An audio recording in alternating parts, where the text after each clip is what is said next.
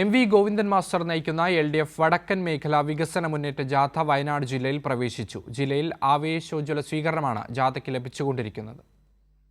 കേന്ദ്ര ഗവൺമെന്റ് എത്ര ആസൂത്രിതമായി നടപ്പിലാക്കിയാലും അതിനെ പ്രതിരോധിക്കാൻ ആവശ്യമായ കരുത്തും ശക്തിയും ഇച്ഛാശക്തിയും നിശ്ചയദാർഢ്യവുമുള്ള ഒരു ഗവൺമെന്റാണ് കേരളം ഭരിക്കുന്നതെന്ന് തിരിച്ചറിഞ്ഞവരാണ് നിങ്ങൾ.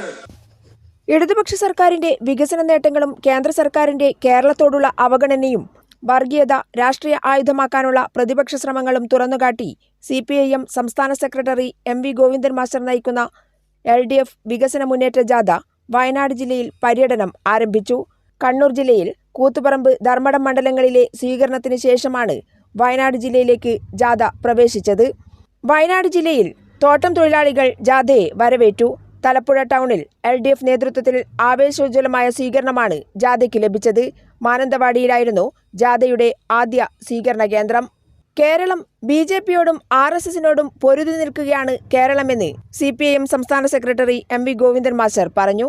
കേരളത്തിന് അർഹമായ പണം കിട്ടണമെങ്കിൽ NDAയിലേക്ക് ചേരാൻ പറയുകയാണ്. കേന്ദ്രം ഒന്നും തന്നില്ലെങ്കിലും NDAയിലേക്ക് ഞങ്ങളില്ലെന്നും ഗോവിന്ദൻ മാസ്റ്റർ പറഞ്ഞു.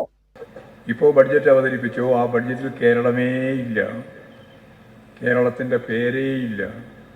കേരളത്തിലാകെ കിട്ടിയ ഒരു സാധനമുണ്ട്, നിങ്ങൾക്കറിയാതെ. എന്നാ പത്രം വായിച്ചവരാണല്ലോ ബത്തേരിക്കാർ.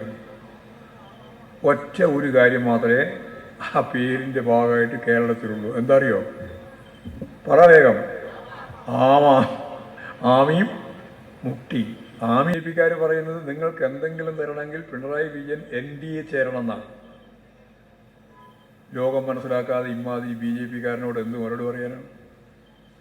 BJPയോട് RSSനോട് ഏറ്റുമുട്ടിയിട്ട് വളർന്ന പ്രസ്ഥാനമാണ് ഈ കേരളത്തിലെ ഇടതുപക്ഷ പ്രസ്ഥാനം. ഞങ്ങളുടെ നൂറുകണക്കിന് പ്രവർത്തകരെ കൊന്നൊടുക്കിയിട്ടുണ്ട്. ആ കൊന്നതിൻ്റെ ഭാഗമായിട്ട് ഭീരുത്വത്തെ അടിസ്ഥാനപ്പെടുത്തിയിട്ട് മാളത്തിൽ ഒളിച്ചവരല്ല ഞങ്ങൾ. അതിന് നേരിട്ട് മുന്നോട്ടേക്ക് വന്ന ഇടതുപക്ഷ രാഷ്ട്രീയത്തിൻ്റെ കരുത്തിലാണ് ഈ ഇടതുപക്ഷ പ്രസ്ഥാനവും ഇടതുപക്ഷ ജനാധിപത്യ മുന്നണിയും മുന്നോട്ടേക്ക് പോകുന്നത്. ആ ഒരു പ്രസ്ഥാനത്തിൻ്റെ മുഖത്ത് നോക്കിയിട്ട് ഉളുപ്പില്ലാതെ BJP പറയുകയാണ്, നിങ്ങൾ NDAയിലേക്ക് ചേർന്നോ, ആനുകൂല്യം തരാം. നിന്റെ ആനുകൂല്യം തന്നില്ലെങ്കിലും അത് തരാൻ വേണ്ടി ഞങ്ങൾ NDAയിൽ ചേരില്ല.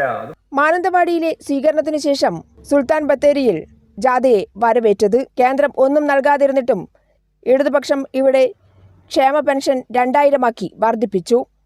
വീടില്ലാത്ത എല്ലാവർക്കും വീട് നൽകുക എന്നുള്ളതാണ് ഇടതുപക്ഷത്തിന്റെ നയമെന്നും കഴിഞ്ഞ നവംബർ 1 അതിദാരിദ്ര്യ വിമുക്ത സംസ്ഥാനമായി കേരളത്തെ പ്രഖ്യാപിക്കാൻ ഇടതുപക്ഷ സർക്കാരിന് കഴിഞ്ഞെന്നും എം.വി. ഗോവിന്ദൻ മാസ്റ്റർ പറഞ്ഞു.